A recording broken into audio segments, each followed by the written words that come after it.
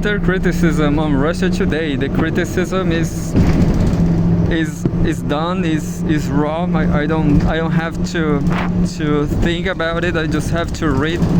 Is everything done?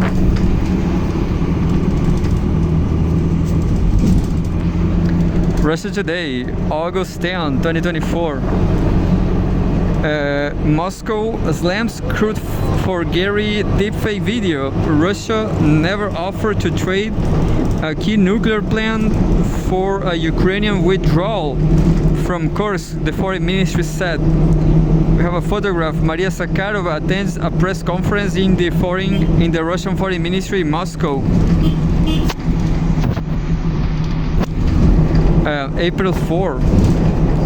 A video in which Russian Foreign Ministry spokeswoman Maria Zakharova offers to hand the Zaporizhzhia nuclear power plant back to Ukraine in exchange for Kiev calling off its military incursion into Russia's Kursk region is a crude forgery, the ministry said on Saturday.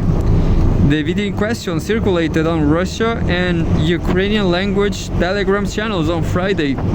In the clip, Zakharova appears to state that, quote, the Russian side is ready to consider transferring the Zaporizhzhia NPP to the control of Kiev's representatives in exchange for the voluntary withdrawal of the Ukrainian armed forces from Kursk region, end of quote.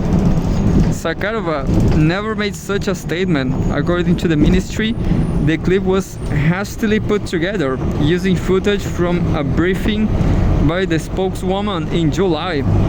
Quote, Ukrainian special services, with the assistance of their Western overseers, continue to actively use deepfake and other artificial intelligence-based technologies to spread false information about the situation in the border regions of our country, the ministry said in a statement, adding that the video is a crude forgery, end of quote.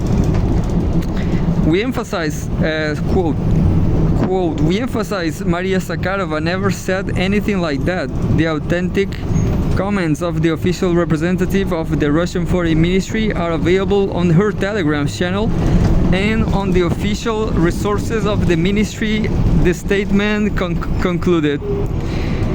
The Zaporizhzhia NPP was seized by Russian forces in 2022.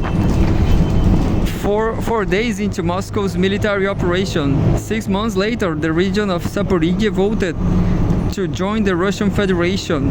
Throughout the first year of the conflict, Russian forces foiled repeated attempts by the Ukrainian military to attack the plant, which sits on the Dnieper River, with landing craft and drones. On Tuesday, Ukraine launched its largest attack on Russian territory since the outbreak of the conflict, with the Russian Defense Ministry initially estimating that around 1,000 servicemen and dozens of armored vehicles, including some provided by the West, took part in the assault of Kursk region. Subsequent media reports suggest that the total force involved was several times larger, and that some elite Ukrainian units had been pulled from the front lines to bolster the attack. According to the Defense Ministry, the Ukrainian advance has since been halted and Russian reserves have been redeployed to the region to engage the Ukrainian units still active there. The ministry claims that Kiev has lost up to 1,100 troops and 140 armored vehicles in the area so far.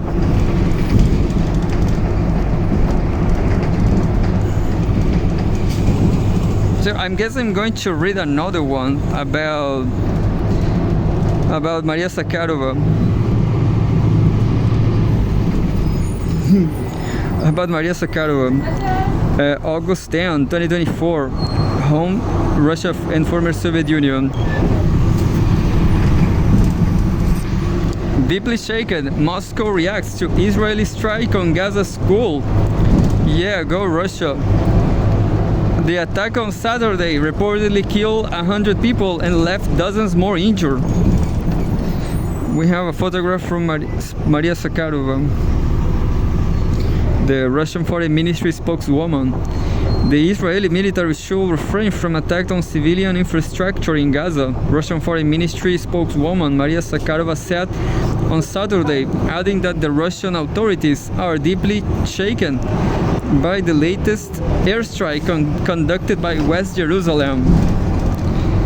The comments were made shortly after the Israel Defense Forces IDF conducted a strike on the Tabian school in central Gaza City. The attack left more than 100 people dead, including women and children, according to the Palestinian officials. They expect the death toll to rise, as some people have not been pulled from the rubble yet. Zakharova expressed condolences to the families and those killed in the attack, stressing that tragedies like this undermine international efforts to de-escalate the Israeli-Palestinian conflict and to achieve a ceasefire along with a prisoner exchange. Quote, "We are calling on Israel to refrain from attacks on civilian targets. We believe there is no and can be no justification for such actions," the spokeswoman said. Shortly after the airstrike, the Israeli military claimed on X, formerly Twitter, that the school became a target because it has been used as a headquarters by Hamas, from which the group, quote, "planned and promoted terrorist operations against the IDF forces and the citizens of the State of Israel." According to a statement by Hamas, Israel's claims that the school was used as a command center are excused to target civilians, schools, hospitals, and refugee tents, all of which are false pretexts and expose lies to justify its crimes. End of quote. Tensions in the Middle East have been on the rise after Hamas launched a surprise attack on Israel on October 7 last year.